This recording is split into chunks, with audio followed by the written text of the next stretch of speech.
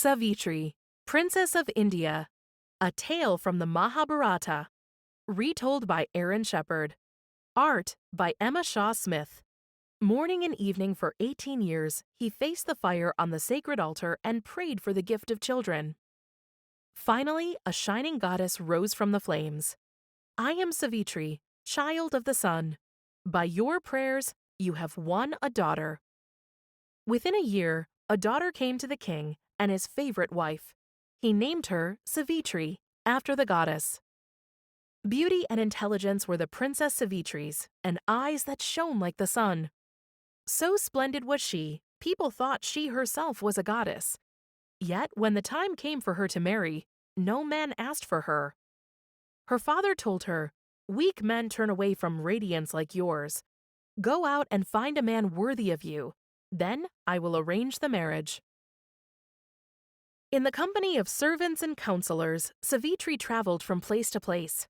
After many days, she came upon a hermitage by a river crossing. Here lived many who had left the towns and cities for a life of prayer and study.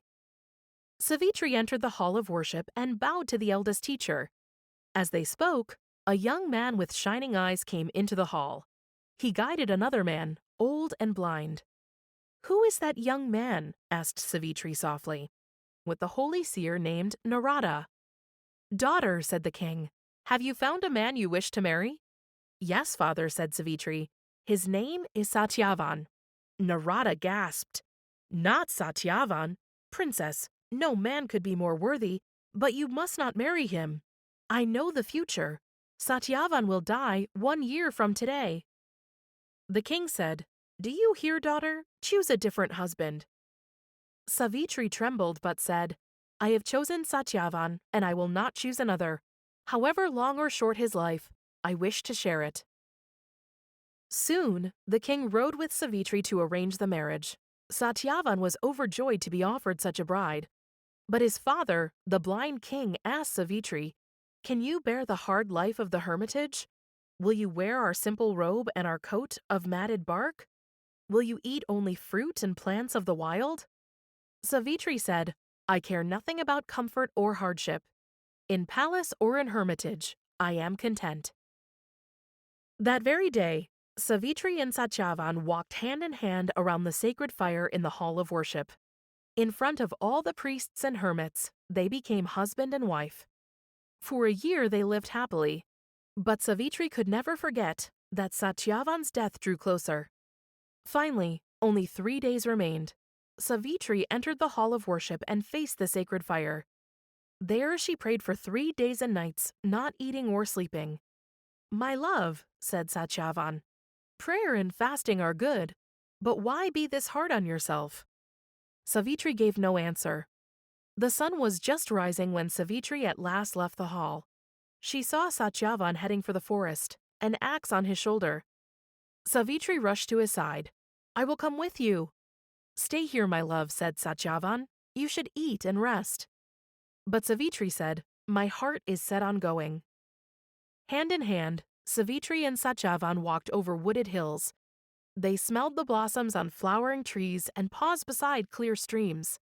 The cries of peacocks echoed through the woods. While Savitri rested, Satyavan chopped firewood from a fallen tree. Suddenly, he dropped his axe. "My head aches," he said.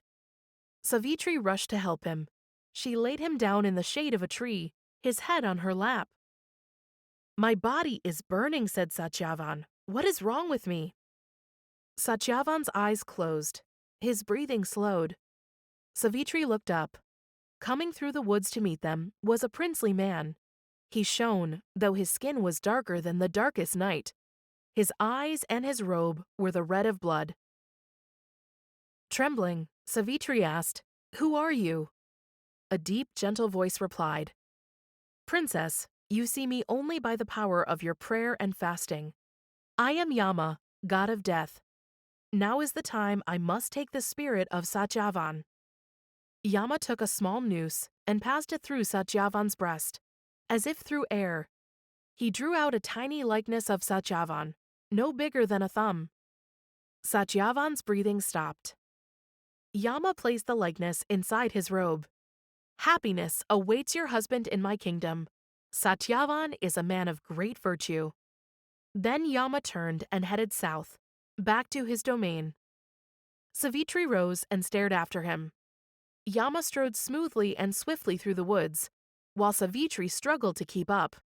At last, he stopped to face her. Savitri, you cannot follow to the land of the dead.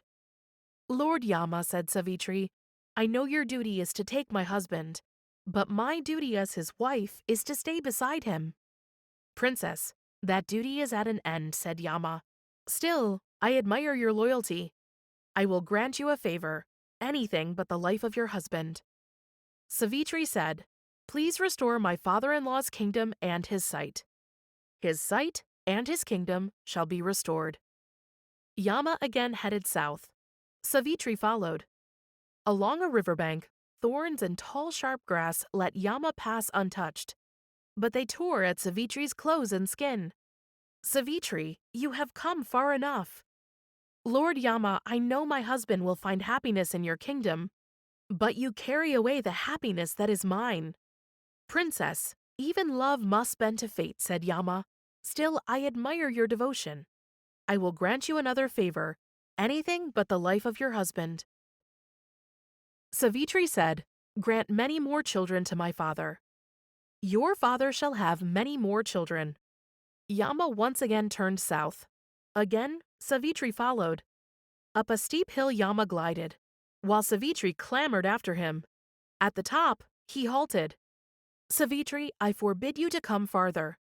Lord Yama, you are respected and revered by all, yet no matter what may come, I will remain by Satyavan. Princess, I tell you for the last time, you will not, said Yama. Still, I can only admire your courage and your firmness. I will grant you one last favor, anything but the life of your husband. Then grant many children to me, said Savitri, and let them be children of Satyavan. Yama's eyes grew wide as he stared at Savitri. You did not ask for your husband's life, yet I cannot grant your wish without releasing him. Princess, your wit is as strong as your will. Yama took out the spirit of Satyavan and removed the noose. The spirit flew north, quickly vanishing from sight. Return, Savitri. You have won your husband's life. The sun was just setting when Savitri again laid Satyavan's head in her lap. His chest rose and fell. His eyes opened. Is the day already gone? I have slept long, he said. But what is wrong, my love? You smile and cry at the same time. My love, said Savitri, let us return home. Yama was true to all he had promised. Savitri's father became father to many more. Satyavan's father regained both sight and kingdom. In time, Satyavan became king, and Savitri his queen. They lived long and happily, blessed with many children, so they had no fear or tears when Yama came again to carry them to his kingdom. Author's note: the story of Princess Savitri is one of the best-known and best-loved tales of India.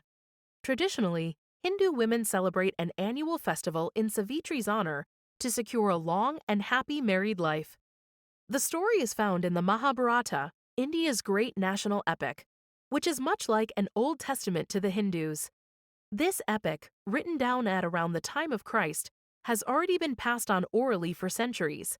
It arises from a time when legends were born, an age of walled cities, of sun and fire worship, and of women far more independent than later Indian culture allowed.